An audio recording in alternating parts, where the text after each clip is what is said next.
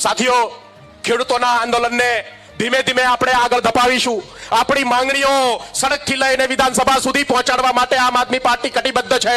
આપણી માંગણીઓને ગુજરાત વિધાનસભા સુધી પણ પહોંચશે અને મજબૂર કરીશું કે ગુજરાતના ખેડૂત લક્ષી કામ થાય. જેવી રીતે કડદાકાંડ થયું, અતિવૃષ્ટિ થાય અને આમ આદમી પાર્ટીના આંદોલનને લઈ 10,000 કરોડનું કથિત બજેટ જે ભાજપે જાહેર કરવું પડ્યું છે. જો આપણે લડાઈઓ લડીશું, જો ભાજપને ડર લાગશે કે હવે આગામી સમયમાં એ હારી જવાના છે, તો ખેડૂતોના મુદ્દાઓ એમને સાંભળવા પડશે.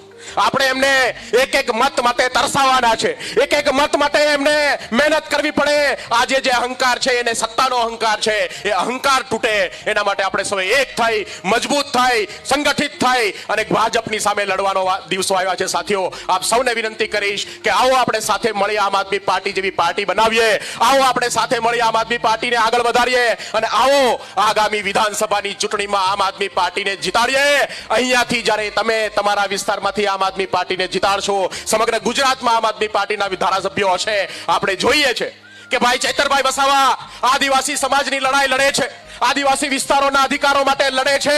આજે એકમાત્ર કોઈ ધારાસભ્ય જેલમાં હોય તો એ ભાઈ ચૈતર વસાવા જેલમાં છે. કેમ? કેમ કે સામાન્ય માણસની લડાઈ લડે છે. બાકી જે લૂંટારાઓ છે, જે ગુજરાતને લૂંટી રહ્યા છે, ભાજપનો ખેસ પહેરી અને બિંદાસ ફરે છે. એના માટે આપણે ચૈતર વસાવા પેદા કરવા પડશે. આપણે ગુજરાતની અંદર ગલી ગલીમાં ચૈતર વસાવા જેવા નેતાઓ પેદા કરવા પડશે. ગુજરાતની આ જરૂરિયાત છે. ગુજરાતને આ દિવસો હવે આપણે જો ભાજપની સામે લડવું હોય, આ તાનાશાહીની સામે લડવું હોય, તો આપણા યુવાનોને રાજનીતિમાં મોકલવા પડશે.